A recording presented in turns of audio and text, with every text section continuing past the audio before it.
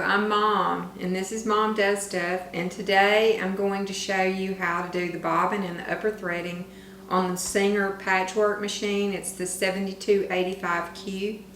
I'm really impressed with this machine so far, even though I've not been too much for Singers as of late, but this one is really impressive. So let me get you started. I'm going to show you how to do the bobbin and the upper threading. Let me come around to the other side so you can see what I'm doing. So let's get started on the bobbin. The first thing you're going to need is the bobbin holder, and you're going to need a spool of thread, and you're going to need a cap that fits over the thread, the one that fits most closely.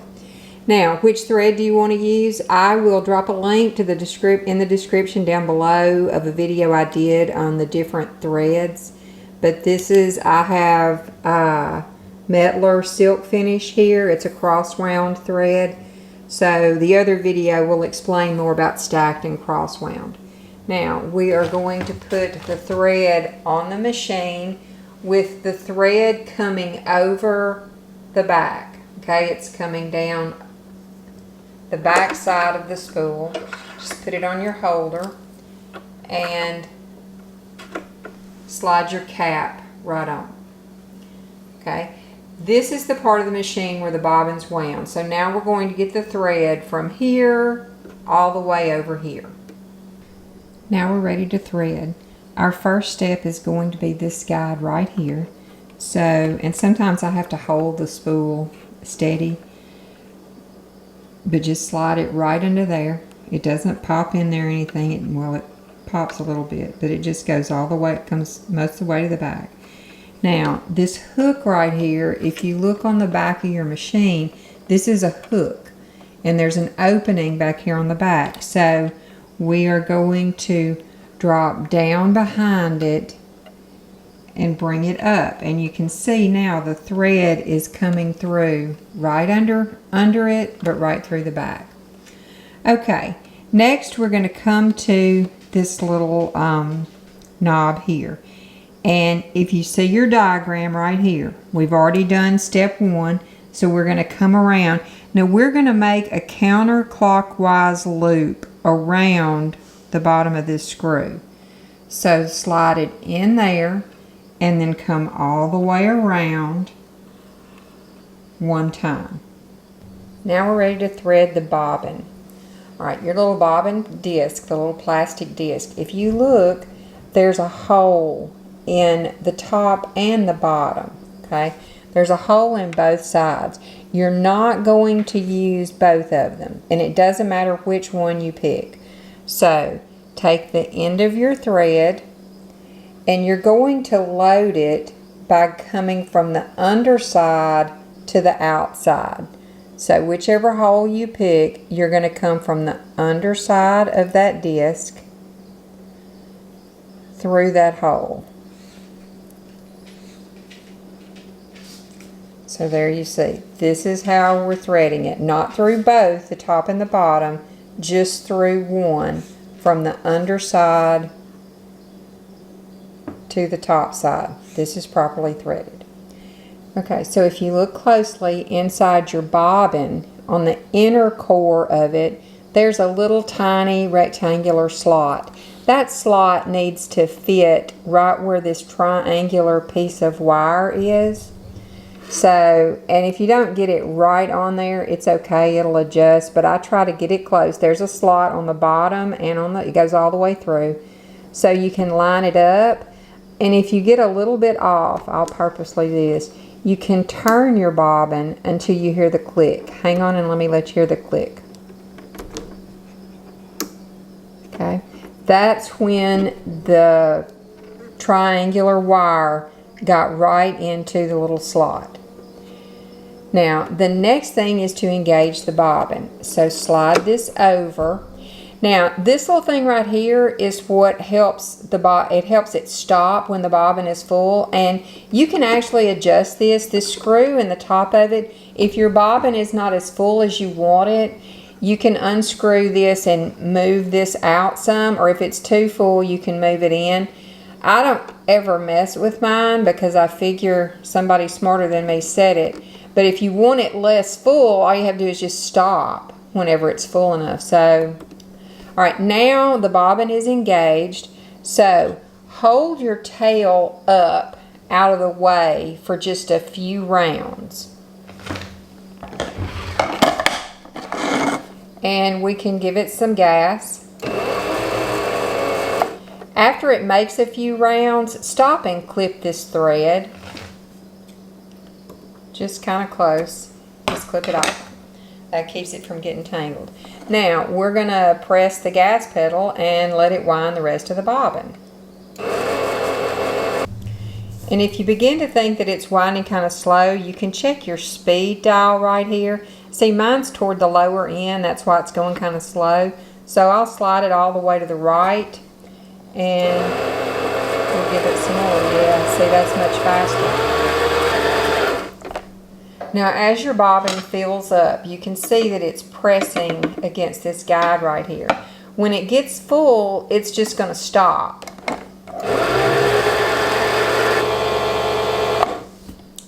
See there? It's not going anymore, so I know my bobbin is full. So you can disengage it by pushing that to the left and snip your thread. Now your bobbin is full, so we are ready to put it into the bobbin compartment.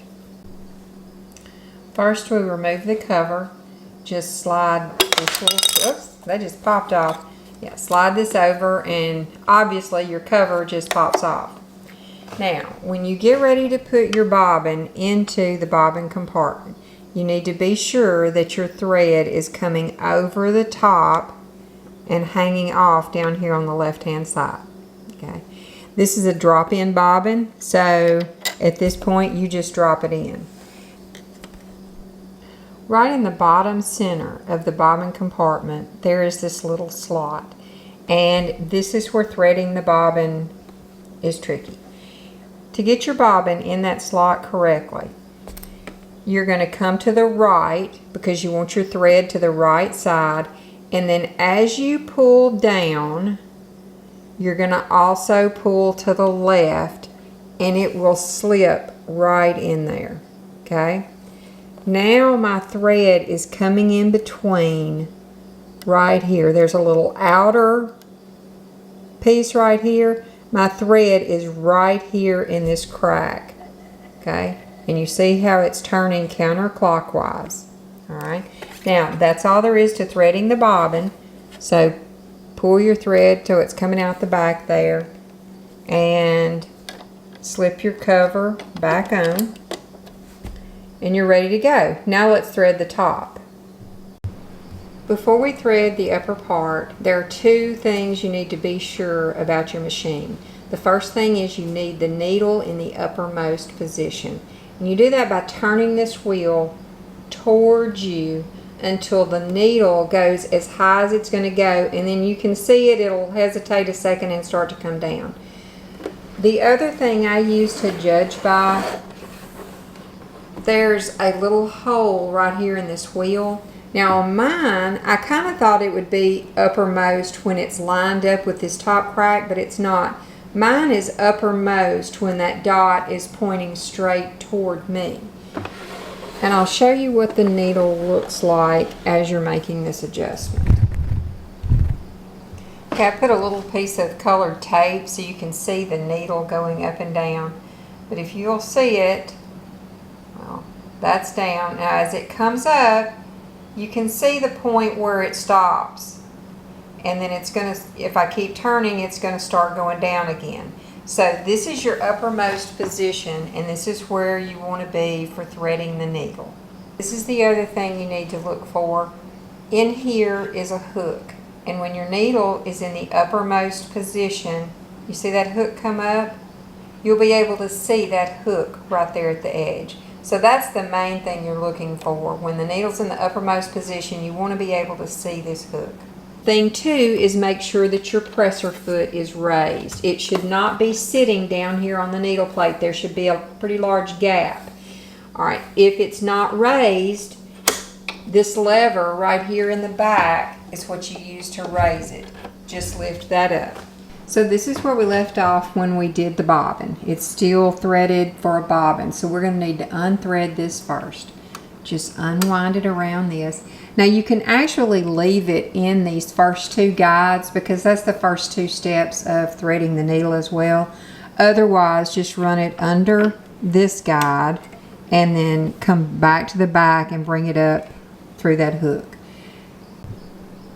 Now we're just going to let it drop right down into this first channel, right here. Inside this channel, that's where your tension discs are, and this is why you need your presser foot in the uppermost position.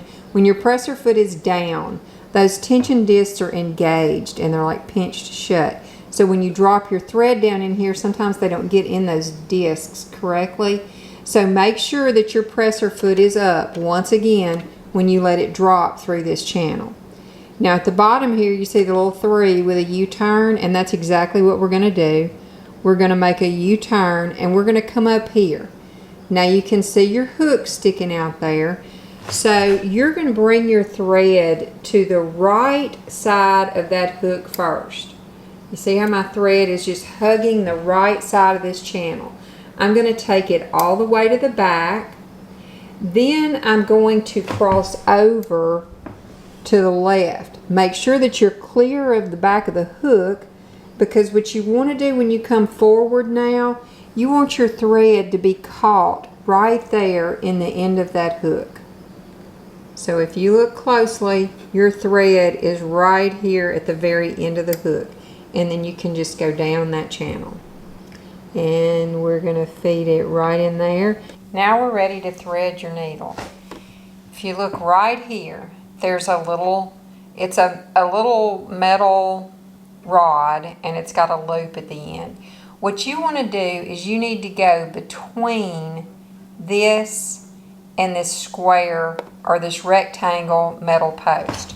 So what I have to do is hold my thread horizontally like this, and then move my right hand towards the back, put it on top of the loop but under the metal bar, and then slip it through so that it comes out right here at this corner. Okay. Now we're ready to thread the needle. At this point, you need to let your presser foot down. Now, if you want to, you can just push it through from front to back. You don't have to mess with the automatic threader. If you want to do your automatic threader. Okay, so we're going to press down, press all the way to the back, get it under our hook here, and then under those two fork-like tines. Now, it's best to let go of your thread and let that pull it through. Now, what happened is now you have a little tiny loop coming out of the back of your needle. So you're going to have to grab it and pull your thread out through the needle. And like I said, it is not necessary to use that automatic threader. A lot of the times I don't, because sometimes they're kind of fiddly.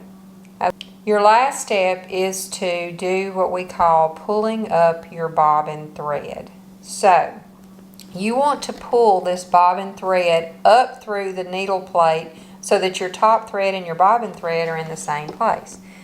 The way I do it is lift my foot back up. Now hold your needle thread, the thread that's coming out of the needle. You're going to hold it off to your left, not tightly, but snugly. Go to your hand wheel and turn the wheel towards you. This is going to sink the needle, and sometimes it takes a couple of turns. That caught it. So now you can see there's a loop of thread wrapped around the needle thread. So I'm just going to pull this loop out. That's your bobbin. Now, you see I have my needle thread coming out of my needle and the bobbin thread coming under here. Raise your foot up, and I like to do that. I like both threads underneath the foot. Okay, now they are both together and you are ready to sew your first seam. I hope this video helped you get your machine loaded and ready to go. So please hit the subscribe button, like the video, and as I work through all the features of this machine, you'll be notified when the videos post. Thanks for watching it, Moms. Bye.